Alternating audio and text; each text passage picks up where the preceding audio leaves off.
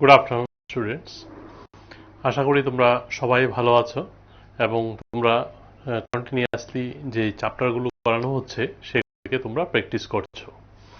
তো ইতিমধ্যে আমরা অনেকগুলো চ্যাপ্টার শেষ করে ফেলেছি। যারা রেগুলারলি ক্লাস করছো তারা এই ক্লাসের মধ্যে যে টেক্সট বইটার মধ্যে যে যে চ্যাপ্টারগুলো আছে তার সঙ্গে আমরা অনেকগুলো অধ্যায় কিন্তু অলরেডি ভালোভাবে শেষ করে নিয়েছি। More than 90% problems I have already finished from these chapters. হ্যাঁ, যে চ্যাপ্টারগুলো আমি করিয়েছি এগুলি আমি আবার একটু তোমাদের বলে দিচ্ছি। যেমন আমাদের প্রথম চ্যাপ্টার ছিল মূলদ সংখ্যা, এটা শেষ হয়ে গেছে। তারপরে আছে একঘাত বিশিষ্ট চলর যে সমীকরণ বা সমাধানের যে চ্যাপ্টারটা, এটার অনেকটা অংশ আমি তোমাদের শেষ করে দিয়েছি। বর্গ এবং বর্গমূল খুব ভালোভাবে শেষ হয়েছে এবং ঘন ও ঘনমূল শেষ। তারপরে হয়ে গেছে রাশির তুলনা। হ্যাঁ, বিভিন্ন রাশির তুলনা বা কম্পেয়ারিং কোয়ান্টিটিস যে চ্যাপ্টারটা আছে সেই চ্যাপ্টারটাও শেষ হয়ে গেছে। তো এখন অনেকগুলো আমরা এই ধরনের যে চ্যাপ্টারগুলো করেছি, যেগুলি এই বইয়ের মধ্যে যে চ্যাপ্টারগুলো আছে ইম্পর্টেন্ট, তার অনেকটা পার্ট শেষ হয়ে গেছে। তো আজকে আমরা একটু ডিফারেন্ট যেতে শুরু করছি বা স্টার্ট করতে যাচ্ছি, সেটা হচ্ছে তোমাদের এই যে অ্যালজেব্রা অথবা বীজগাণিতিক যে রাশিমালা এবং অভেদ বা আইডেন্টিটিস রিলেটেড বিভিন্ন প্রবলেমসগুলো আমরা তুলে ধরব। তো এর মধ্যে বিগত ক্লাসে অলরেডি অ্যালজেব্রা বা বীজগণিত সম্পর্কে তোমরা অনেকটাই পরিচিত, তবুও তার সঙ্গে রিলেটেড যে যে টার্মসগুলো আসছে আমি তার আবার একটা ছোট্ট রিক্যাপ অবশ্যই তোমাদের দিয়ে দেব। তো বীজগণিত বুঝতে গেলে প্রথমেই দুইটা জিনিস সম্পর্কে তোমার একটা ধারণা তৈরি করতে হবে। একটা হচ্ছে ধ্রুবক পদ বা কনস্ট্যান্ট, দ্যাট ইজ একটা হচ্ছে ভেরিয়েবলস আর একটা হচ্ছে কনস্ট্যান্ট। এই দুইটা জিনিস সম্পর্কে আমাদের একটু আইডিয়া থাকতে হবে। তবু আমি একটু বলে দিই, যেহেতু তোমাদের অলরেডি আইডিয়া আছে, যেই জিনিসগুলো পরিবর্তন বা যেই রাশিটা বা যেটা পরিবর্তনশীল, যেমন কি পরিবর্তনশীল, তোমার যে এইজ বা তোমার যে বছর বয়সটা আছে সেটা কি পরিবর্তন হচ্ছে না, একটু চিন্তা করে দেখো।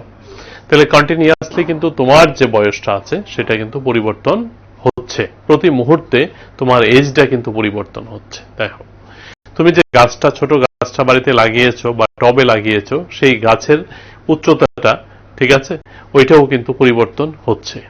তাহলে সময়ের সঙ্গে সঙ্গে অনেক কিছু পরিবর্তন হচ্ছে। তাহলে যে জিনিসগুলি পরিবর্তন হচ্ছে বা তোমার উচ্চতা একটা নির্দিষ্ট সময় পর্যন্ত বাড়তে থাকবে, তারপর কিন্তু এটা আর পরিবর্তন হবে না, ঠিক আছে। তাহলে যতদিন পর্যন্ত এটা পরিবর্তনশীল থাকবে ততক্ষণ পর্যন্ত কিন্তু এটা একটা চলরাশি হিসাবে আমরা ট্রিট করব। যখন এটা ফিক্সড হয়ে যাবে, দ্যাট ইজ তার কোনো পরিবর্তন হবে না, তখন কিন্তু তাকে আমরা ধ্রুবক পদ হিসাবে গণ্য করব।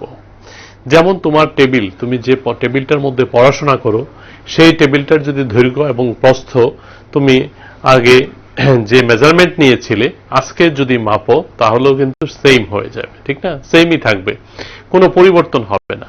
তাহলে তোমার টেবিলের দৈর্ঘ্য, প্রস্থ বা উচ্চতা, এই যে জিনিসগুলো আছে, ডাইমেনশনস গুলো বা মাত্রাগুলো আছে, এগুলিকে কিন্তু তোমরা একটা ধ্রুবক পদ হিসেবে ধরে নিতে পারছো। সঙ্গে তোমার যে বয়সটা, তোমার যে উচ্চতাটা, এটা পরিবর্তন হচ্ছে, এটাকে কিন্তু আমরা কি করতে পারছি, এটাকে কিন্তু আমরা চলরাশি হিসেবে ধরতে পারছি। তাহলে চলরাশি যেমন মনে করো, এক্স ওয়াই জেড, এমন ধরনের যে চিন্তাধারাটা, সেই চিন্তাধারাটা থেকে সরে আসতে হবে। এমন না যে এক্স পেলেই যে চলরাশি হবে, এরকম না। তার বাইরেও কিন্তু আমরা চোখে যা দেখি তার মধ্যে এমন অনেকগুলো জিনিস কিন্তু আছে, সেগুলি কি পরিবর্তনশীল, এবং সেগুলিকেও কিন্তু চলরাশির পর্যায়ে তুমি ফেলতে পারছো। এছাড়া তুমি যে শার্টটা ছোটবেলায় কিনেছিলে, যে শার্টকে আমরা বলছি ছোট হয়ে গেছে, সেটা কিন্তু আসলে ছোট হয়নি, সেটা কিন্তু ঠিকই আছে। কি হয়েছে আসলে, সেটা হচ্ছে যে তুমি আসলে বড় হয়ে গেছো, ঠিক কিনা। এর মানে কি, তাহলে তুমি পরিবর্তনশীল, শার্টটা তো আর পরিবর্তনশীল না। যদি শার্টটা পরিবর্তনশীল হতো, তাহলে তোমার পরিবর্তনশীলতার সঙ্গে এটা খাপ খাইয়ে বা মানিয়ে এটাও কিন্তু তোমার গায়ে আজকে ফিট হয়ে যেত, তোমাকে কিন্তু আর বড় শার্ট নাও কিনতে হতো। তাহলে সুন্দর একটা জিনিস দেখো, তুমি পরিবর্তন হয়ে গেছো। গত বছরের যে পূজার শার্টটা তুমি কিনেছিলে বা তার আগের বছর যেটা তুমি কিনেছিলে, সেটা আজকে কিন্তু তোমার গায়ে ঠিক ফিট হচ্ছে না। কিন্তু এর কারণটা কি, ওই শার্টটা কিন্তু আর পরিবর্তন হয়নি না, ওই শার্টটা তো তার জায়গা মতোই আছে। তুমি আগের থেকে অনেকটা কি তোমার অনেকটা ফিজিক্যাল গ্রোথ হয়ে গেছে, মেন্টাল ডেভেলপমেন্ট হয়েছে তোমার। আগে অনেক কিছু তুমি জানতে না, এখন তুমি অনেক কিছু জানো, বোঝো, that is mental development. Physically তুমি যে শার্টটা আগে পড়তে, এখন সেই শার্টটা তোমার ছোট হয়ে গেছে, এটা হচ্ছে তোমার ফিজিক্যাল ডেভেলপমেন্ট হয়েছে, তুমি আগের থেকে বড় হয়েছো। তুমি তোমার আগে যতটুকু হাইট ছিল এখন তোমার হাইটটা বেড়ে গেছে। তাহলে তোমার যে বয়স, তোমার যে বডি এবং তোমার যে হাইট, এগুলি পরিবর্তনশীল। তো এগুলিকে কিন্তু চলরাশির পর্যায়ে তুমি ফেলতে পারছো। সিমিলারলি তোমার পড়ার টেবিল ঘরে একটাই ছিল, এখন আজও ধরো একটাই আছে, তাহলে তার যে নাম্বারটা, number of tables in your home অথবা চেয়ার্স, এগুলি যদি তুমি নতুন আর কিনে না থাকো তাহলে এগুলি কিন্তু সেমই আছে। তো এগুলিকে কিন্তু আমরা একটা কনস্ট্যান্ট হিসেবে ভাবতে পারি। তো যাই হোক, চলরাশি এবং ধ্রুবক পদ, কনস্ট্যান্ট এন্ড ভেরিয়েবলস নিয়ে সংক্ষিপ্ত আলোচনা বা শেষ হচ্ছে। যেটা পরিবর্তনশীল হচ্ছে সময়, পরিবর্তনশীল হচ্ছে তোমার উচ্চতা, তুমি যে গাছটা লাগিয়েছিলে তার যে উচ্চতা, এই জিনিসগুলি পরিবর্তন হচ্ছে, এগুলিকে তুমি চলরাশির পর্যায়ে বা ভেরিয়েবলস এর পর্যায়ে ফেলতে পারো। আর সঙ্গে কি আছে, যে জিনিসগুলি পরিবর্তন হচ্ছে না, তোমার টেবিলের দৈর্ঘ্য, প্রস্থ, উচ্চতা বা এমন ধরনের যা যা আছে নাম্বারস, এগুলি পরিবর্তন হচ্ছে না, এগুলিকে আমরা ধ্রুবক বা কনস্ট্যান্ট হিসেবে ট্রিট করব। তাহলে বীজগণিত, রাশিমালা এবং অভেদ এই চ্যাপ্টারের মধ্যে আজকে আমরা কিছু ক্লাস 8 যেহেতু আমরা নতুন ক্লাসে এবং বড় ক্লাসে যেহেতু উঠেছি, তার সঙ্গে রিলেভেন্ট কিছু কিছু পার্ট আমরা আবার নতুন করে জেনে নেব এবং তার সঙ্গে জিনিসগুলি আমরা ভালো করে বুঝবো। নেক্সট হচ্ছে আরেকটা সুন্দর জিনিস আমি তোমাকে দেখাই, যেমন হচ্ছে সংখ্যা রেখা, সংখ্যা রেখা এবং রাশিমালা। ঠিক আছে, তাহলে সংখ্যা রেখা এবং রাশিমালা, দেখো সংখ্যা রেখা সংক্রান্ত তোমরা বিভিন্ন অঙ্ক করেছো। কিরকম করেছো, যেমন মনে করো +3, +4 বা 1 হোল হাফ বা 7 হোল হাফ, -1/2, এরকম অনেক ধরনের সংখ্যা রেখার সংক্রান্ত অঙ্ক তোমরা রেশনাল নাম্বারস বা মূলদ সংখ্যা ফার্স্ট চ্যাপ্টার তোমাদের যেটা আছে তার মধ্যে আমি তোমাদের করিয়েছি। এছাড়া তোমরা তোমাদের আগের ক্লাসগুলোতেও অনেক এরকম সংখ্যা রেখার অঙ্ক খুব মজা করে করতে।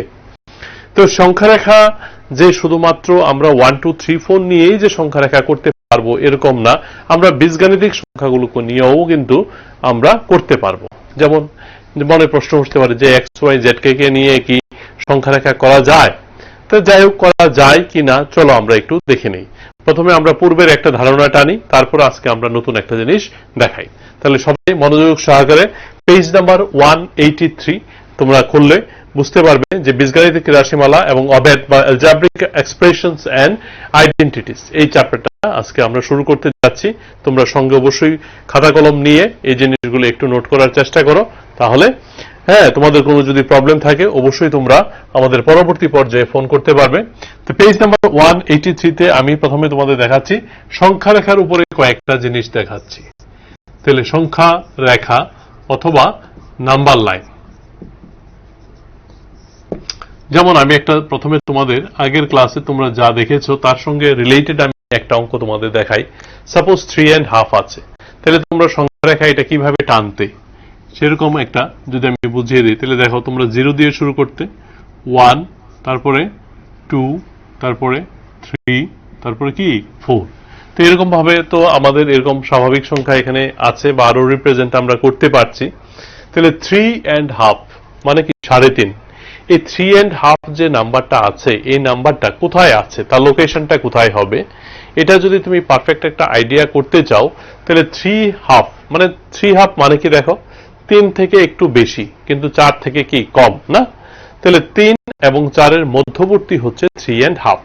তাহলে 3 থেকে বেশি এবং 4 এর থেকে যদি কম হয় তাহলে সংখ্যাটা 3.5, 3 এবং 4 এর মধ্যবর্তী সংখ্যা। তাহলে 3 এবং 4 এর মধ্যবর্তী সংখ্যা তুমি কোন জায়গাটা পাচ্ছ দেখো তো। তাহলে 3 এবং 4 এর মধ্যবর্তী সংখ্যা হচ্ছে এই যে জায়গাটা, এটাকে আমরা পেয়ে যাচ্ছি কি 3.5, ঠিক মধ্যবর্তী বা মিডল টার্মস। তাহলে এরকম ভাবে যদি আজকে 2 বলতো এরকম, যদি আজকে -1, -2, -3 বলে, তাহলে 0 ডান দিকে যদি যাই আমরা তাহলে পজিটিভ হবে, আর যদি নেগেটিভ কোয়ান্টিটি হয় বা নেগেটিভ রাশি হয় তাহলে আমরা 0 থেকে বাঁ দিকে যাব। তো এই ধারণাগুলি তো আমাদের আছে। চলো আজকে আমি আরেকটা নতুন জিনিস তোমাদের দেখাচ্ছি, সেটা হচ্ছে সাপোজ এখানে একটা আছে যে 4x, তাহলে 4x এখানে প্রথমে একটা প্রশ্ন উঠে যে x যে রাশিটা আছে এটা কিন্তু একটা অজ্ঞাত রাশি। আননোন ভ্যারিয়েবলস, ঠিক আছে। তাহলে এই অজ্ঞাত রাশিটাকে নিয়ে আমি কি করে করব, ঠিক আছে কিনা। তাহলে অজ্ঞাত রাশিটাকে নিয়ে আমি কোথায় বা কার মাঝখানে রাখবো, এটা নিয়েও কিন্তু আমাদের প্রশ্ন থেকেই যাচ্ছে। তো যাই হোক, এটা নিয়ে আমরা পারফেক্ট নিতে পারবো না, মোটামুটি তোমাদের বইগুলোর মধ্যে যতটুকু আলোচনা আছে তার সাপেক্ষে জিনিসটা আমি একটু এক্সপ্লেন করে দিচ্ছি তোমাদের। তাহলে দেখো 4x এর লোকেশন কোথায় হবে। তাহলে দেখো 4x এর লোকেশন হচ্ছে, ধরো এই হচ্ছে ও, ঠিক আছে। তাহলে ও গেল, তাহলে 4x, তাহলে 4x যদি হয়, 4x হচ্ছে, তুমি পরে ভাবো, প্রথমে x একটা কোয়ান্টিটিকে ভাবো। তাহলে x যদি একটা কোয়ান্টিটি হয়, তাহলে 4x টা কি হবে, ওই কোয়ান্টিটিটার 4 টাইমস হবে। বুঝাতে পারছি কিনা দেখো, হ্যাঁ। তাহলে x যদি একটা নাম্বার হয়, ধরো 2 যদি হয়, তাহলে 4 ইন্টু x মানে কি 4 ইন্টু 2 8, তার 4 টাইমস কে বোঝাবে। তাহলে x আমরা একটা নির্দিষ্ট অংশকে ধরে নেই, নাম্বার লাইনের মধ্যে একটা নির্দিষ্ট অংশকে আমরা x দিয়ে রিপ্রেজেন্ট করছি। তাহলে ও থেকে ধরো আমি এখানে নাম দিয়ে দিলাম a, তাহলে এই যে জায়গাটা এখান থেকে এতটুক পর্যন্ত যে জায়গাটা আছে, এই জায়গাটা হচ্ছে x ধরে নিলাম আমি, সবাই বুঝতে পারছো। তাহলে এখান থেকে এতটুক পর্যন্ত এই যে অংশটা আছে, এই অংশটাকে আমি ধরে নিচ্ছি যে এই অংশটার দৈর্ঘ্য হচ্ছে x। তাহলে যদি 4x হয় তাহলে কি হবে, তার 4 টাইমস হবে। তাহলে তার 4 টাইমস কি হবে দেখো, তাহলে হ্যাঁ অঙ্কটা হচ্ছে 4x, এখানে পাশাপাশি লিখতে, হ্যাঁ এবার দেখো, তাহলে 4x হলে তাহলে এই জায়গাটা হচ্ছে b, এই জায়গাটা হচ্ছে c, এবং এই জায়গাটা হচ্ছে কি d। তাহলে এবার 4x সম্পর্কে নিশ্চয়ই তোমাদের একটা ধারণা হয়ে গেছে। কি হয়েছে, x x x এবং x, তাহলে কটা হলো 4x অলরেডি আমরা রিপ্রেজেন্ট করে নিয়েছি। তাহলে এই হচ্ছে 4x না, নেক্সট হচ্ছে 4x, এই হচ্ছে 4x। এবার 4x এর সঙ্গে আমরা যদি আরো একটু কাজ করতে চাই, ধরো 4x প্লাস 5 আছে, এই হচ্ছে 4x প্লাস 5। তাহলে 4x প্লাস 5 যদি হয়, তাহলে আমি এটাকে কি করে রিপ্রেজেন্ট করব। তাহলে আমরা 4x কে অলরেডি রিপ্রেজেন্ট করে নিয়েছি, আর প্লাস 5 যেহেতু আছে, তাহলে এটা কি হবে বলো, একটু বেশি হবে, ঠিক কি না। তাহলে এখন x এর থেকে বেশি হবে না কম হবে সেই জিনিসটা কিন্তু আমরা জানি না, কারণ যেহেতু x এর মানটাই আমাদের জানা নাই, তার জন্য তার পরিমাণগত দিকটা কিন্তু আমরা বিশ্লেষণ করতে পারছি না। আমরা মোটামুটি ধরে নিয়েছি যে এই অংশটা হচ্ছে x। এবার 4x যেহেতু তার 4 টাইমস হবে, মোটামুটি 4টা ইকুয়াল পার্ট সেম নিতে হবে, তাহলে এটা 4x কে রিপ্রেজেন্ট করলো। আর প্লাস 5 যেহেতু, তাহলে এই জায়গাটা থেকে একটু বেশি হবে। তাহলে চলো দেখো আমরা আরেকটু করে নেই d, তাহলে এই জায়গাটাকে আমরা দিয়ে দিলাম e, আর এখান থেকে এতটুকু পর্যন্ত আমরা কি ধরে নিলাম 5। তাহলে বুঝতে পারছো সবাই। তাহলে এখান থেকে এতটুকু পর্যন্ত আমরা যদি জিনিসটাকে আরেকটু সুন্দর করে রিপ্রেজেন্ট করি, তাহলে এই জায়গাটা হয়ে গেল 4x, ঠিক আছে সবাই। আর সঙ্গে এই জায়গাটা কত এসছে, এই জায়গাটা হয়ে গেছে 5। তাহলে আমাদের এই পুরো রিপ্রেজেন্টেশনটা হয়ে যাচ্ছে কি 4x প্লাস 5। তাহলে ও থেকে ডি পর্যন্ত তোমরা বুঝতে পেরেছো, that is 4x। Why this parts 4x, because ও এ এই যে অংশটা আছে এটা হচ্ছে x। তাহলে 4x যেহেতু তার হবে 4 টাইমস, তাহলে 1 2 3 4 times, that is 4x you are getting. Plus 5 যেহেতু, তাহলে ডি থেকে 4x এর থেকে আরেকটু বেশি হতে হবে বা আরেকটু রাইটে আমাদের যেতে হবে। কতটুকু হবে, যেহেতু আমাদের x সম্পর্কে ধারণা নেই, সেজন্য আমরা পারফেক্টলি কিন্তু বলতে পারছি না, মোটামুটি আমরা এটা ধরে নিয়েছি। তাহলে 4x এবং 4x প্লাস 5 বা অ্যালজেব্রিক বা আননোন কোয়ান্টিটিস নিয়েও কিন্তু তাহলে কি করা গেল, তাহলে আমাদের সংখ্যা রেখাটাকে ড্র করা গেল। এটা আশা করি তোমরা বুঝতে পেরেছো। তাহলে number line related algebraic expression আমি আরেকটা নিয়ে আলোচনা করি, তোমাদের বইয়ে নেই এমন একটা পার্ট নিয়ে চলো আলোচনা করি। ধরো সংখ্যা রেখা আরেকটা নাম্বার যদি আমরা ধরি, ধরো 2x প্লাস একটা, দুইটা আমি করছি দেখো, একটা হচ্ছে সাপোজ 2x প্লাস 7, আরেকটা আমি করছি ধরো 3x মাইনাস 5, ঠিক আছে। তাহলে এই দুটো সংখ্যাকে বা বীজগাণিতিক রাশিকে আমরা সংখ্যা রেখার সাহায্যে আমরা এখন প্রকাশ করব। তাহলে 2x প্লাস 7 এটাকে যদি আমি প্রকাশ করতে চাই, তাহলে দেখো এই হচ্ছে ও, তাহলে x টা কতটুকু হবে, এই হচ্ছে এ, এই ইকুয়াল হবে, মোটামুটি তোমরা স্কেল দিয়ে করবে। তাহলে এই জায়গাটা x আর এই জায়গাটা x, তাহলে এখান থেকে এতটুকু পর্যন্ত আমি কি পেয়ে গেলাম দেখো সবাই, 2x কে পেয়ে গেলাম। আর সঙ্গে কি আছে, আমাদের +7 আছে, তাহলে এই +7টা কি হবে, এই অংশটা থেকে একটু বেশি হবে, আর একটু বাড়বে। তো তাহলে এখানে আমি একটা c দিয়ে দিলাম, এই অংশটা ধরে নিলাম আমরা। তাহলে এখান থেকে এতটুকু পর্যন্ত যে জায়গাটা আছে এটা হচ্ছে কি 7, তাহলে এখান থেকে এই যে পুরা অংশটা, এই জায়গাটা আমরা পেয়ে গেলাম 2x + 7। তাহলে বুঝতে পারছো, so the algebraical terms, that is 2x + 7, also we can represent with the help of a number line. Now let us go to next, 3x - 5. It is also another algebraical expressions. তো 3x - 5 কে আমরা কি করে represent করব, আমরা তো প্লাসের দুটো দেখিয়েছি, এবার মাইনাসের আমি একটা দেখাচ্ছি। তাহলে দেখো 3x - 5, this algebraical expressions also can be represent with the help of a number line. তাহলে 1 2 3, ধরো এ হচ্ছে b, এই হচ্ছে c, তাহলে এখান থেকে এই যে জায়গাটা, এই জায়গাটা কি x x এবং x, তাহলে কত পেয়ে গেলে 3x। তাহলে যদি এটা 3x হয় তাহলে আমার সঙ্গে এখন কি আছে -5।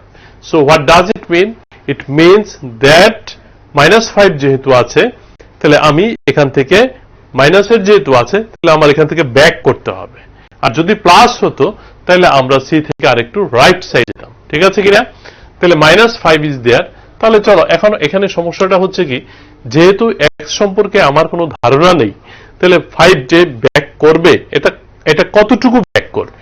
তাহলে 5 এখান থেকে দেখো এতটুকু ব্যাক করতে পারে বা এতটুকু ব্যাক করতে পারে, কারণ কি x থেকে 5টা বড় না ছোট সেটা নিয়ে তো আমার x সম্পর্কে যেহেতু ধারণা নেই, এজন্য আমি কিন্তু এক্সাক্ট করতে পারছি না, কিন্তু এতটুকু বুঝতে পারছি যে 3x - 5 যেহেতু আছে তাহলে 3x এর থেকে একটা অংশ কমে যাবে।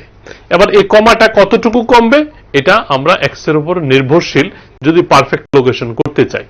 তো যাই হোক, মোটামুটি যে ধারণাটা হচ্ছে, তাহলে এইখান থেকে তোমরা যদি ধরো আমি এখানে একটা নাম দিয়ে দিলাম d, তাহলে এই যে অংশটা এটা আমরা ব্যাক করলাম কত 5, এই জায়গাটা হচ্ছে 5, ঠিক আছে। এখন এই জায়গাটা যদি 5 হয় তাহলে এখান থেকে এতটুক পর্যন্ত দেখো ও থেকে এই যে d পর্যন্ত এই জায়গাটা কি হবে বলো, 3x - 5। তাহলে अगेन যে simple recap I am again giving, এই পার্টটা হচ্ছে x x এবং x, তাহলে ও থেকে c পর্যন্ত এই পুরো যে অংশটা সেটা হচ্ছে কি 3x, x + x + x, we are getting 3x। যেহেতু -5 আছে তাহলে 3x এর থেকে একটু অংশ কমে যাবে, তাহলে c থেকে আমরা একটু বাদিকে আবার ব্যাক করব, সেটা হচ্ছে আমরা ধরে নিলাম যে এই অংশটা হচ্ছে 5। এখন তোমাদের মনে যদি প্রশ্ন জাগে এখানেই আসতে হবে আমি কি করে বুঝবো, এর জন্য কিন্তু আমি অলরেডি তোমাদের বলে দিয়েছি যে x যেহেতু একটা অজ্ঞাত রাশি, এটা 5 থেকে বড় না ছোট সেই সম্পর্কে আমাদের ধারণা নাই, কিন্তু যেহেতু এটা -5 আছে তাহলে 3x এর থেকে কম হবে, এতটুকু আমরা কিন্তু কনফিডেন্ট। এখন কতটুকু কম হবে সেটা আমরা বলতে পারবো না, কিন্তু c থেকে d পর্যন্ত এই জায়গাটাকে আমরা ধরে নিলাম 5 ঘর ব্যাক করেছে। তাহলে ও থেকে এই যে d পর্যন্ত এই this part is considered as a 3x - 5। তাহলে বুঝতে পেরেছো, তাহলে আমাদের এখানে যে সংখ্যাগুলি যে আমাদের জানা আছে সেই সংখ্যাগত যে মানগুলো আছে, সাংখ্য মান 1 2 3 4 5 6 positive negative integers rational irrational numbers, মূলদ অমূলদ, এমন অনেক সংখ্যা আছে, ভগ্নাংশ আছে, এই সবগুলিকে যেরকম আমরা একটা নাম্বার লাইনের সাহায্যে বা সংখ্যা রেখার সাহায্যে যেরকম রিপ্রেজেন্ট করতে পারি, উপস্থাপন করতে পারি, সিমিলারলি অ্যালজেব্রিক্যাল কোয়ান্টিটিস কে নিয়েও কিন্তু আমরা মোটামুটি একটা উপস্থাপন করতে পারি। এই যে চিত্রগুলো বা এই যে উদাহরণগুলি কিন্তু তার সাহায্যেই তার উপস্থাপনাটাই প্রকাশ করছে। চলো আমরা এখন চলে যাচ্ছি তার পরবর্তী পর্যায়ে। আশা করি তোমরা বুঝতে পেরেছো। যদি কোনো প্রবলেম থাকলে অবশ্যই তোমরা নোট করে রাখবে, পরবর্তী সময়ে তোমরা সময় থাকতে আমাকে জিজ্ঞেস করবে। চলো একটা চলরাশি নিয়ে গঠিত এমন 5টি রাশিমালার উদাহরণ দাও। পরবর্তী পেজ নাম্বার 184 এর দিকে তোমরা তাকাবে। আমার এখানে 183 লেখা আছে। 184 পেজের মধ্যে কয়েকটা ছোট ছোট প্রশ্ন বা ট্রাই দিস লেখা আছে। তোমরা এই প্রশ্নগুলিও করতে পারো, তাহলে তোমাদের নলেজটা সম্পূর্ণ হবে। একটা চলরাশি নিয়ে গঠিত এমন 5টি রাশিমালার উদাহরণ দাও একটি চলরাশি নিয়ে। তাহলে চলো, একটা চলরাশি নিয়ে 5টা উদাহরণ যদি তুমি তৈরি করতে চাও, যেমন মনে করো আমি একটা চলরাশি দিয়ে এই যে x-2 একটি চলরাশি গঠিত একটা রাশিমালার উদাহরণ। তাহলে x-2 এটা কিন্তু একটা বীজগাণিতিক রাশিমালা। তো তার মধ্যে চলরাশি কয়টা আছে? একটা আছে। কি আছে? x আছে, হয়ে গেল। ঠিক আছে। অথবা 5টা যেহেতু বলেছে, ধরো আমি লিখে নিতে পারি 2y + 3, 3z + 7, 9x + 2, ঠিক আছে, 8z বা +3 হয়ে গেল। তাহলে 1 2 3 4 5 already 5 expressions I have written. In these 5 expressions only one variables we have represented. তাহলে ফার্স্ট যে algebraical এক্সপ্রেশনটা আছে তার মধ্যে শুধু কি আছে? Variable x। দ্বিতীয়তে কি আছে? y। তৃতীয়তে কি আছে? z। এখানে আছে x, এখানে আছে z। তাহলে 5টা রাশিমালা আমি তোমাদের জন্য লিখে দিয়েছি এবং তাদের প্রত্যেকটার মধ্যেই সবগুলিতে x দিয়ে হতে হবে এমন কোনো কথা নেই। একটা আননোন কোয়ান্টিটিস থাকবে। একটা অঙ্কতে x হতে পারে, একটাতে y হতে পারে, একটাতে z হতে পারে। এরকম ভাবে ডিফারেন্ট কিন্তু চলরাশি হতে পারে। আর সঙ্গে 2 3 7 2 3 এগুলি যা আছে এগুলো কিন্তু একটা ফিক্সড নাম্বার, দ্যাট ইজ এগুলিকে আমরা ধ্রুবক হিসাবে পরিগণিত করি বা যে এগুলি ফিক্সড নাম্বার বা কনস্ট্যান্ট হিসেবে আমরা কনসিডার করব। চলো পরবর্তীতে আমরা চলে যাচ্ছি। এটা পেজ নাম্বার 184 এর 1 নম্বরের আইডিয়াটা তোমরা পেয়ে গেলে। দুইটি চলরাশি নিয়ে গঠিত 5টি রাশিমালার উদাহরণ দাও। দুইটা চলরাশি নিয়ে গঠিত 5টি রাশিমালার উদাহরণ দাও। চলো, দুইটা চলরাশি নিয়ে যদি গঠিত করতেই হয় তাহলে x + y আমি একটা দিয়ে দিলাম। ঠিক আছে। নেক্সট আমি দিয়ে দিলাম 2x + 7y প্লাস তারপর আমি দিয়ে দিলাম 3z + 2y। দেখো 1 2 3 সঙ্গে তুমি আরো একটা দিতে পারো +7, এখানে দিতে পারো +4, এখানে দিতে পারো -1। নেক্সট দিয়ে দিলা 2a + 3b + 4। ঠিক আছে। নেক্সট হইল 7x প্লাস হইল 9y + 1। তাহলে এরকম ভাবে এখানে তোমরা আমরা যে আননোন কোয়ান্টিটিস গুলি আমরা এখানে ব্যবহার করেছি সেই জিনিসগুলিকে আমরা এখানে চলরাশি হিসাবে ধরে নিয়েছি। xy হতে পারে, এখানে xy, এখানে zy, এখানে ab, এখানে xy। ঠিক আছে। তাহলে already 5 expressions I have written here which indicated algebraic expressions related to two variables. চলো নেক্সট কোশ্চেন আমরা চলে যাচ্ছি। সংখ্যা রেখার উপর নিচে রাশিমালা সমূহের অবস্থান দেখাও। কোশ্চেন নাম্বার 3, সংখ্যা রেখার উপরে তোমাদের কি দেখাতে বলছে? নিচে রাশিমালা সমূহের অবস্থান দেখাও। That means 3 algebraic expressions given in question number 3, 4 algebraic expression given in question number 3. We have to express it with the help of a number line. Number লাইনের সাহায্যে আমরা দেখাবো। চলো, আমরা অলরেডি দেখিয়েছি, তবুও আমি তোমাদের কয়েকটা করে আবার দেখাচ্ছি। কোশ্চেন নাম্বার 1 2 তো শেষ। 3 নম্বরে চলে যাও তোমরা, পেজ নাম্বার 184।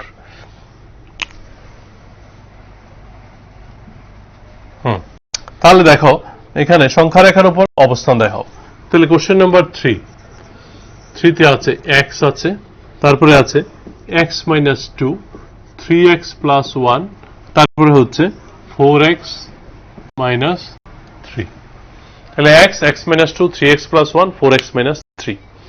তাহলে এই যে রাশিমালাগুলো আছে এগুলিকে আমাদের কি করতে হবে? সংখ্যা রেখার সাহায্যে প্রকাশ করব। x, চলো আমরা প্রথমে 4টা টার্ম দিয়ে দিই। 1, তারপরে চলো আরেকটা 2 নম্বরের জন্য আরেকটা দিয়ে দিই, তারপরে 3। তাহলে 4 প্রবলেমস আর হিয়ার। ঠিক আছে, যার জন্য আমি অলরেডি তৈরি করে নিয়েছি সংখ্যা রেখা x। তাহলে x যদি তুমি এখানে দেখাতে চাও ও, আর এখান থেকে a, বাস হয়ে গেল। এই যে জায়গাটা আছে এই জায়গাটা হয়ে গেল কি? x। তাহলে সবাই বুঝেছো? পরবর্তী আছে x - 2। তো চলো আমরা একটু দেখাই। এই হচ্ছে o, আর এই আমি ধরে নিলাম কি? a। তাহলে এখান থেকে এতটুক পর্যন্ত কি বলো?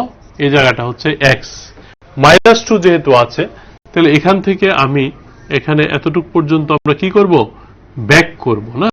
তাহলে এই জায়গাটাকে তুমি দিয়ে দাও b, তাহলে এই জায়গাটা হচ্ছে তোমাদের 2, এই যে জায়গাটা হচ্ছে 2 ব্যাক করলো, তো এই যে ব্যাক, তাহলে এই জায়গাটা হয়ে গেল x - 2। ঠিক আছে সবাই?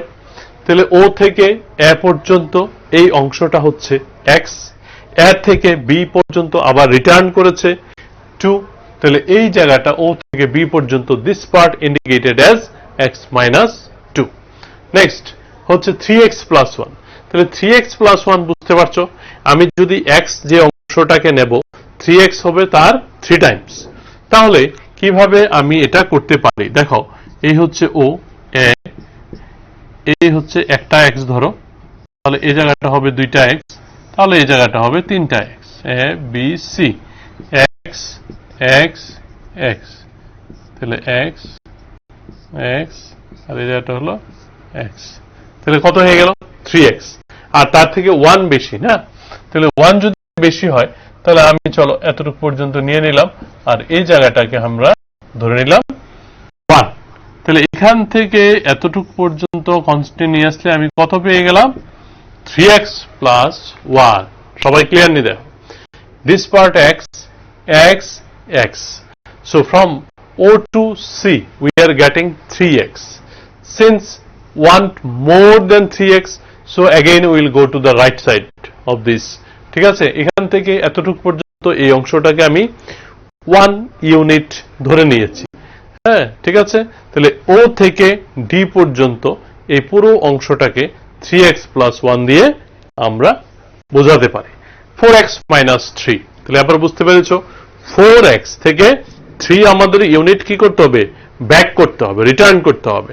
How to show, look at here. তাহলে আমাদের এই যে অংশটা আছে ও, তাহলে 1 2 3 4, ঠিক আছে, তাহলে এ হচ্ছে তোমাদের 4, তাহলে এ বি সি, এই হচ্ছে ডি। তো তার থেকে আমরা কি করব, -3 না,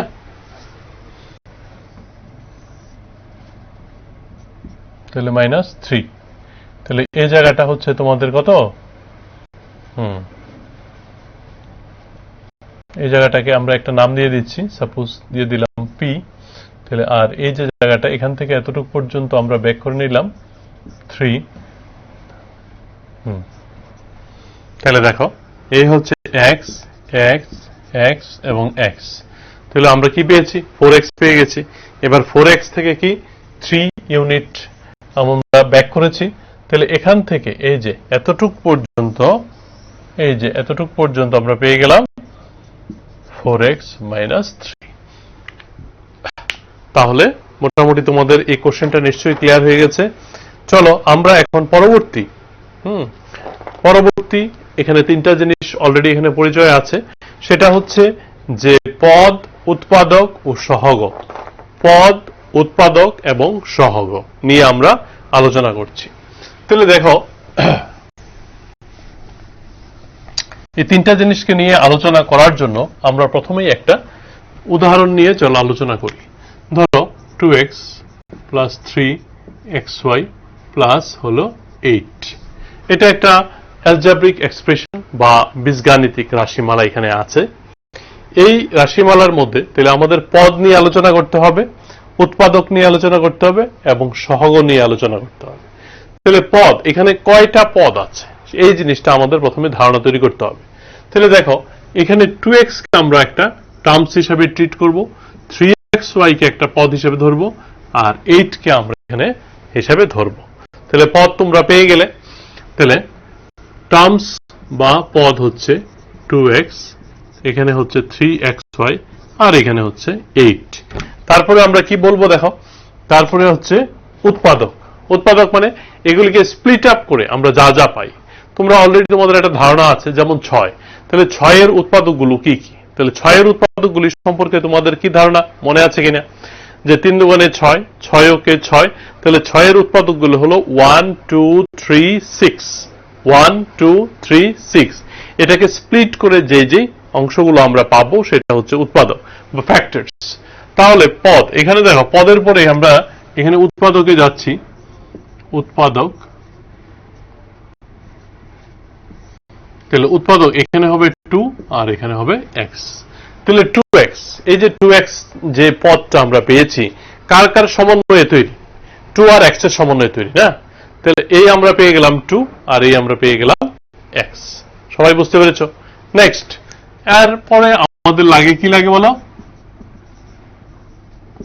সহগ। হ্যাঁ, হ্যালো হ্যালো হ্যালো হ্যালো হ্যাঁ হ্যালো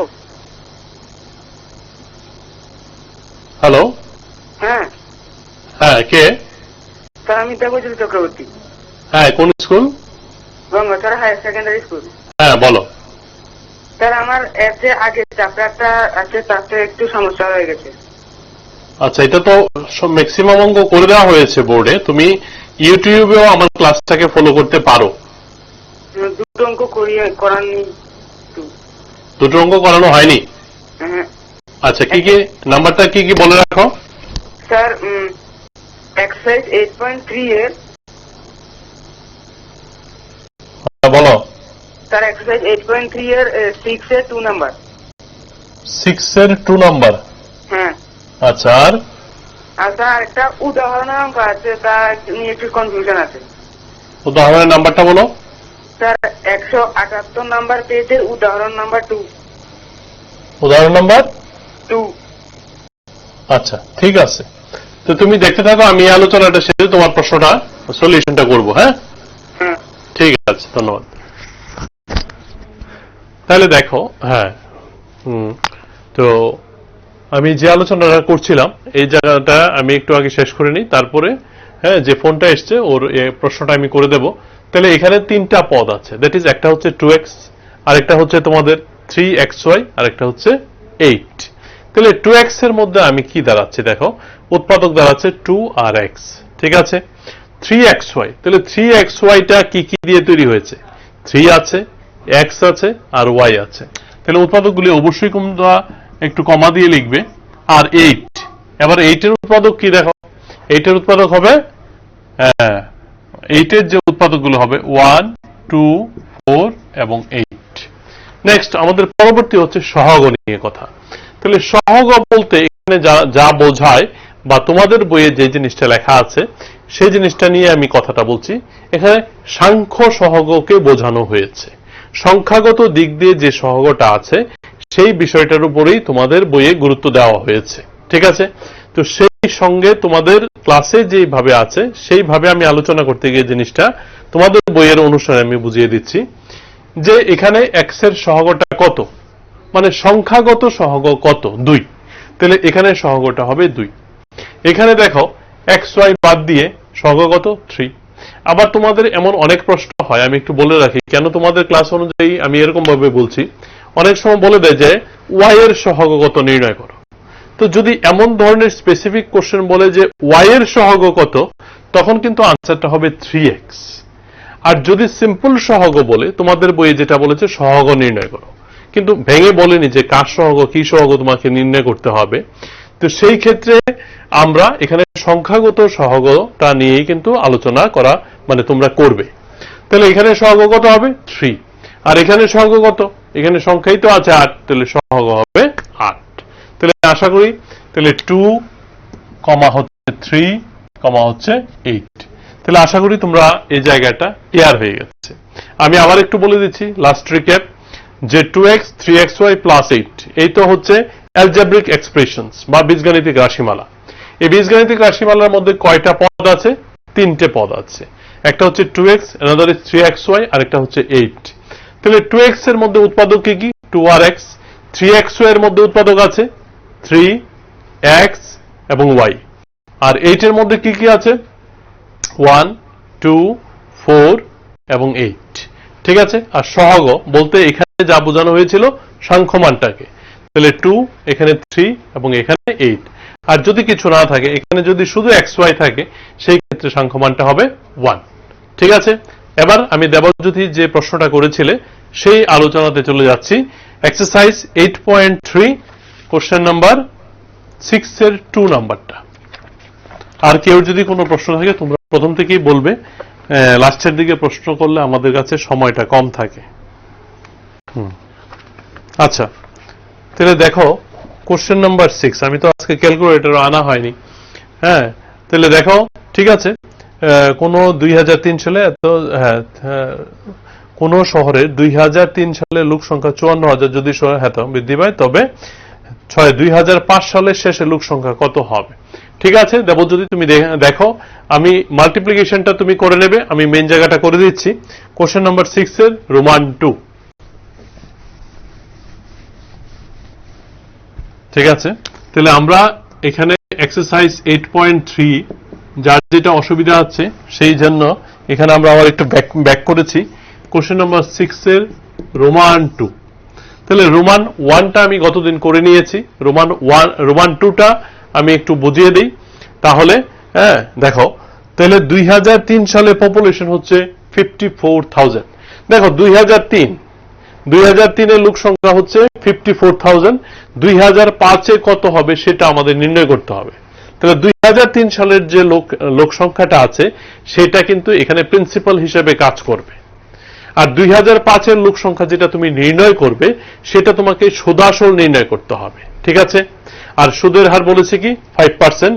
এখানে বাৎসরিক, হ্যাঁ, কম্পাউন্ড হচ্ছে অ্যানুয়ালি ধরে নিতে হবে। 5% হারে বৃদ্ধি পায়, তবে 2005 সালের শেষে লোক সংখ্যা কত হবে? তাহলে প্রিন্সিপাল আমি সংক্ষেপে লিখছি 54,000, রেট হচ্ছে তোমাদের কত বলো 5%, আর টাইম হচ্ছে কি 2005 মাইনাস 2003 ইজিক্যাল টু হচ্ছে 2 বছর। 5% পার নাম লিখবে, বা বাৎসরিক সুদের হার হচ্ছে 5%। বাৎসরিক সুদের হার 5%, এটাকে আমরা সংক্ষেপে লিখছি 5% PA, দ্যাট ইজ পার অ্যানাম। ঠিক আছে, এখন চলো 2005 এ পপুলেশন কত হবে ওই জিনিসটা আমাদের নির্ণয় করতে হবে। তাহলে আমরা অ্যামাউন্ট A ইজিক্যালস টু প্রিন্সিপাল কত 54,000 ইন্টু 1 প্লাস 5/100 হোল স্কয়ার। তাহলে আশা করি দেবজ্যোতি তুমি বুঝতে পারছো সমস্যাটা তোমার। 54,000 2003 এর যে লোক সংখ্যাটা আছে এটা এখানে আসল হিসেবে কাজ করছে। সূত্রটা তো তোমার জানাই আছে, A is equal to P into 1 plus R/100 whole to the power n। তাহলে প্রিন্সিপাল হচ্ছে এখানে 54,000, 2003 এর যে পপুলেশন, 1 প্লাস R মানে রেট বা হার 5% অলরেডি দেখতে পাচ্ছ, বাই 100, আর টাইমটা হচ্ছে 2 বছর, ওই যে আমরা 2 লিখেছি। ঠিক আছে, এখন এটা কাজ করলে যা হয় তাই হবে আনসার, আর নতুন কিছু করার নেই এখানে। তবে আমি একটা ফাইনাল লাইন লিখে দিচ্ছি 1000 এত। দেখো 5 দিয়ে যদি তোমরা 100 কে কাটো তাহলে হবে 20, তারপর এটা লসাগু যদি করো 21 আর 20 ইন্টু হচ্ছে 20। তাহলে দেখো এখানে 0 0 দুটো 0 ক্যান্সেল, 2 টু যা হচ্ছে 4, আর 4 দিয়ে যদি তুমি এটাকে কাটো তাহলে 4 দিয়ে কাটলে 135। তাহলে 135 ইন্টু 21 ইন্টু 21 441, বাস। তাহলে দেখো মোটামুটি কিন্তু আমি তোমাকে সবটাই করে দিয়েছি। তাহলে 2005 সালে জনসংখ্যা বেড়ে হবে 135 ইন্টু 441, মাল্টিপ্লিকেশন রেজাল্টটা যা আসবে তাই আনসার। ঠিক আছে, এখন তুমি আরেকটা প্রশ্ন আমাকে বলেছিলে, সেটা হচ্ছে পেজ নাম্বার 178 এর 2 নাম্বারটা। তাহলে চলো দেখি আমি পেজ নাম্বার 178 এর 2 নম্বরে যে উদাহরণটা আছে।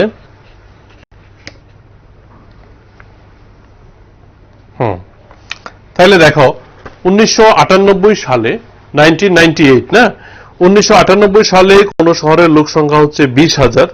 যদি লোক সংখ্যা 10% হারে বৃদ্ধি পায় তবে 2000 সালে ওই লোক সংখ্যা কত হবে? ঠিক আছে, তুমি একটা কাজ করো, তাদের মতো তোমার করতে হবে এমন কোনো দরকার নেই। কোন 1998 সালে কোন শহরের লোক সংখ্যা হচ্ছে 20,000, লোক সংখ্যা 10%, তবে 2000 সালে ওই লোক সংখ্যা কত হবে? তাহলে 98 সালে কোন শহরের লোক সংখ্যা, আচ্ছা তাহলে এখানে একটা ঠিক আছে, জিনিসটা হচ্ছে আমি একটু বুঝিয়ে দিচ্ছি। হ্যাঁ, দেখো এখানে একটা প্রবলেমটা কি হচ্ছে, 1998 এর পপুলেশনটা যে দিয়েছে এটা 1998 এর প্রথম দিকে লোক সংখ্যা হচ্ছে কত জানো? হচ্ছে 20,000। এখানে একটা সমস্যা হচ্ছে কি, কোশ্চেনটার মধ্যে সেরকম ভাবে মেনশন করা নেই যে 1998 সালের লোক সংখ্যা প্রথম দিক বা শেষ দিক, এই কথাটা কিন্তু বলেনি তারা। কিন্তু কোশ্চেনটার মধ্যে যে আনসারটা উদাহরণে যে তারা করেছে সেটাকে তারা 3 বছরে নিয়ে করেছে। তাহলে এই সেন্সটা তোমার প্রশ্নটা পরে তোমার মধ্যে জিনিসটা নাই হতে পারে, কিন্তু যেহেতু এটা উদাহরণের প্রশ্ন, এখানে যেভাবে আলোচনাটা বা যেই সেন্সে হয়েছে কোশ্চেনটা, আমি সেই জিনিসটাকে তোমাকে বুঝিয়ে দেওয়ার চেষ্টা করছি। মনোযোগ দিয়ে শুনে নাও।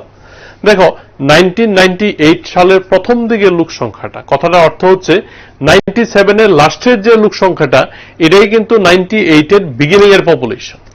দেখো কথাটা বুঝতে পারছো কিনা? 97 এর 31শে ডিসেম্বর যে লোক সংখ্যাটা হবে, 98 এর 1 জানুয়ারিতে সেম পপুলেশনটাই হবে, মোটামুটি এটা তোমরা ধরে নাও। তাহলে 98 এর প্রথম দিকের লোক সংখ্যা যদি হয়, তাহলে 1998 এর লোক সংখ্যা বাড়বে সারা বছর, তারপর 1999 এ বাড়বে, তারপরে 2000 সালের শেষ পর্যন্ত লোক সংখ্যা বাড়বে। তাহলে 98, 99 এবং 2000, ঠিক আছে? এই 3 বছর লোক সংখ্যা ধরে তোমাকে কাজটা করতে হবে। তাহলে প্রিন্সিপাল হচ্ছে কত? 20,000, beginning of the 1998, this is the principal population of that city. Time হচ্ছে 3 বছর। কেন 3 বছর? বুঝতে পেরেছো? কারণ কি, উদাহরণের যে সেন্সটাতে যেভাবে করেছে অঙ্কটা, বইয়ের তারাই করে দিয়েছে, এটা তার আমি করিনি, তারা সেইভাবেই এই সেন্সটাকে গ্রো করানোর চেষ্টা করেছে তোমাদের মধ্যে। কিন্তু কোশ্চেনটার মধ্যে যদি লিখে দিত যে 98 এর প্রথম দিকে লোক সংখ্যা হচ্ছে এত, 2000 সালের শেষে লোক সংখ্যা কত হতো, তাইলে প্রশ্নটা তোমরা আরেকটু ভালো বুঝতে পারতে। তাহলে এখানে লোক সংখ্যা যদি লোক সংখ্যাটা তবে 2000 সালে হয়েছিল, তাহলে সেইভাবে কিন্তু কোশ্চেনটা মেনশন করা নেই। তো এই জন্য তুমি 2 বছর করে যদি করো, তাহলে এজ এ স্টুডেন্ট তোমার এটা কিন্তু ভুল হওয়ার কথা না। আবার তারা কি করেছে, বিগিনিং আর 2000 এর লাস্টে ধরে অঙ্কটা করে দিয়েছে। তাহলে দেখো তুমি 2 বছর পরে 2 বছর হতে পারে, কারণ কি আমরা একটু আগে যে অঙ্কটা করেছি 2003 সাল এবং 2005 সাল, ডিফারেন্স কত ধরেছি আমরা? 2 বছর ধরে করেছি। কিন্তু এখানে তুমি 2 বছর ধরে করলে কোশ্চেনটার মধ্যে একটু ডিফেক্ট আছে, সেই অনুযায়ী তুমি 2 বছর ধরে করলে অঙ্কটা ভুল হবে না। আর যদি তুমি তারার মতো করো, উদাহরণের যেহেতু, তাহলে তুমি সেই বইয়ের মতো করলে 3 বছর ধরে করবে। 3 বছর ধরে কেন করবে এটা তো আলোচনাটা আমি তোমাকে বলেই দিলাম। 98 এর প্রথম দিকের লোক সংখ্যা 98 পুরো সালটা পাবে, বাড়তে বাড়তে পপুলেশন 99, এবং 2000 সালের শেষ দিকে লোক সংখ্যা। তাহলে প্রথম আর শেষ এই দুইটা শব্দ যদি কোশ্চেনের মধ্যে যুক্ত করতো, তাহলে প্রশ্নটা আরো পারফেক্ট হতো। আশা করি তুমি মনে হয় তোমার উত্তর পেয়ে গেছো। ধন্যবাদ তোমাকে। তাহলে চলো আমরা যে চ্যাপ্টারটা আলোচনা করছিলাম, যে কি পেজ নাম্বার 184, দ্যাট ইজ বীজগাণিতিক রাশিমালা, এই চ্যাপ্টারটা আমাদের চলছিল। তো এই চ্যাপ্টারটার এখন আমরা পরবর্তী পর্যায়ে চলে যাই। চলো তাহলে আমরা এর মধ্যে কি কি আলোচনা করেছি দেখো। একপদ রাশি, হ্যাঁ, একপদ রাশি, দ্বিপদ রাশি এবং বহুপদ রাশি। আচ্ছা, পদ, উৎপাদক এবং সহগ, এই 3টা জিনিস নিয়ে আমাদের আলোচনা হয়ে গেছে। এখন একপদ রাশি, দ্বিপদ রাশি এবং বহুপদ রাশি, এই জিনিসগুলো নিয়ে আমরা আলোচনা করতে যাচ্ছি। তাহলে একপদ রাশি মানে কি দেখো, A B, suppose xy, 2xy, 2x square yz, 3m square np, এই সবগুলিকে কিন্তু এক পদ হিসাবে তোমরা ধরতে পারো। ঠিক আছে, অনলি ওয়ান টার্মস, যেহেতু এখানে প্লাস বা মাইনাস কিছু নেই, এগুলিকে আমরা এক পদ রাশি ধরব। দ্বিপদ রাশি, এই যে জিনিসগুলি কি এক পদ রাশি। ঠিক আছে, এবার দ্বিপদ রাশি কি দেখো তো, দ্বিপদ মানে 2 টার্মস, 2টা পদ থাকবে। ধরো a প্লাস বি হতে পারে দ্বিপদ রাশি। তারপর ধরো 4x প্লাস 5y, তারপরে 2x square y, 2xy square, 7xy plus 2। এখানে যতগুলো উদাহরণ আমি তোমাদের সামনে তুলে ধরেছি এই সবগুলিকে কিন্তু আমরা দ্বিপদ রাশি হিসাবে মনোমিয়াল, বাইনোমিয়াল। মনোমিয়াল মানে কি বুঝতে পারছো তো? এক পদ, these are the monomial terms. আর বাইনোমিয়াল মানে হচ্ছে দ্বিপদ রাশি বা দুটো করে পদ। দেখো a প্লাস বি, এখানে দুইটা পদ আছে, 1 2 1 2 1 2। আর একটা মজার জিনিস আমি তোমাদের দেখিয়ে দিই, যে জায়গাটাতে তোমাদের একটু বেশি ভুল হয় বা বুঝতে অনেক সময় অনেকের অসুবিধা হয়। কিরকম?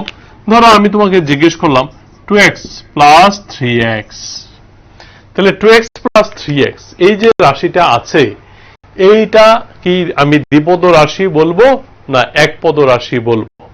দেখো অনেকে কনফিউজিং হয়ে যায় বা অনেকের মনে একটা, যদি তোমাদের জিনিসটা ক্লিয়ার না থাকে তাহলে তোমরা বলতেই পারো যে এখানে দুইটা আছে তাহলে দ্বিপদ রাশি, খুব ভালো কথা।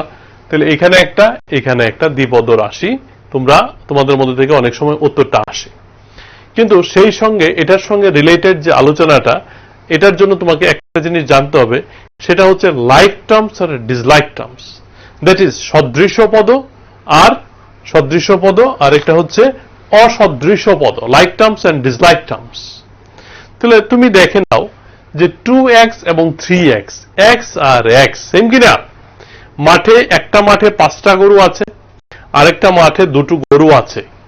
তাহলে 5টা গরু আর 2টো গরু মিলে কয়টা গরু হলো? 7টা গরু। আমি তো অ্যাড করতে পারছি তো, তাহলে এগুলি হচ্ছে লাইক। একটা মাঠে 5টা গরু আছে, আরেকটা মাঠে 2টি ছাগল আছে। এবার কি তুমি প্লাস করতে পারবে না। কেন? একটা গরু আর একটা হচ্ছে ছাগল। সো দেয়ার হচ্ছে ডিসলাইক টার্মস, অসদৃশ পদ, তাদের কিন্তু আমি প্লাস করতে পারবো না, মাইনাস করতে পারবো না।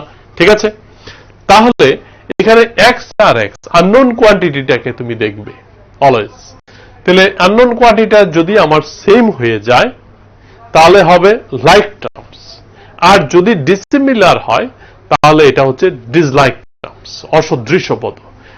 লাইক টার্মসকে তুমি প্লাস করতে পারবে, মাইনাস করতে পারবে, কিন্তু অসদৃশ পদকে কিন্তু তুমি প্লাস মাইনাস করতে পারবে না। গরু আর গরু তুমি প্লাস করতে পারবে। Number of cows you can add, but number of goats and number of cows you cannot add, you cannot subtract. Okay? তাহলে 2x প্লাস 3x আসলে কত হয়? 5x, ঠিক না? তাহলে যে জিনিসটা দেখতে মনে হচ্ছে যে এটা হচ্ছে কি 2x প্লাস 3x, যেটা মনে হচ্ছে দ্বিপদ, এটা কিন্তু আসলে দ্বিপদ না। কি এটা? এক পদ। আর মজার জিনিস তোমরা দেখো 2x plus 3x plus 5x, বাহ, তাহলে তুমি তো বলে ফেলবে এখন ত্রিপদ। 3টা টার্ম আছে না, কি একটাই term, because all these are like terms. তাহলে 5 3 8, 2 হচ্ছে 10, তাহলে হচ্ছে কত? 10x। এই যে 10x এটা হচ্ছে কি লাইক টার্মস। তাহলে এজন্য সবসময় দেখতে যদি 2টা হয়, 3টা হয়, 4টা হলেই যে তুমি সেইভাবে উত্তর দেবে এরকম ভাবে জিনিসটা তোমরা নেবে না। তার মধ্যে উত্তর দেওয়ার আগে একটা জিনিস তুমি চিন্তা করে নেবে যে are there any like terms present or not. যদি লাইক টার্মস প্রেজেন্ট থাকে তাহলে সেগুলিকে তুমি প্লাস বা মাইনাস করলে তারপরে তার সিচুয়েশনটা কি দাঁড়ায় তার উপরে বেস করে কিন্তু তুমি উত্তরটা দেবে। ঠিক আছে? তাহলে চলো এক পদ দ্বিপদ সম্পর্কে তোমাদের তো ধারণা হয়েই গেল। তো ত্রিপদ সম্পর্কে যদি আমি তোমাদের ধারণা দিতে চাই, ত্রিপদ বা ট্রাইনোমিয়াল, তাহলে ত্রিপদ কি? Suppose x plus Y plus Z, a plus B plus 2, ঠিক আছে? এই ধরনের যেগুলি হবে, লাইক টার্মস না, কিন্তু আমি বারবারই বলছি এই কথাটা মনে রাখবে, এগুলি হচ্ছে ত্রিপদ রাশির উদাহরণ। এছাড়া আরো যদি থাকে, এরকম থাকতেই পারে, তখন আমরা বলবো তাকে চতুর্পদ, না এরকম বলতে তখন আমরা বলিব তাকে বহুপদ রাশিমালা বলে ফেলি। তাহলে এক পদ, দ্বিপদ, ত্রিপদ, বহুপদ এরকম সম্পর্কে মোটামুটি তোমাদের একটা ধারণা তৈরি হয়ে গেছে। অঙ্ক করতে করতে আমরা আরো অধিক ধারণা নেব পরবর্তী সময়ে। চলো আমরা পেজ নাম্বার 185 এ চলে যাচ্ছি।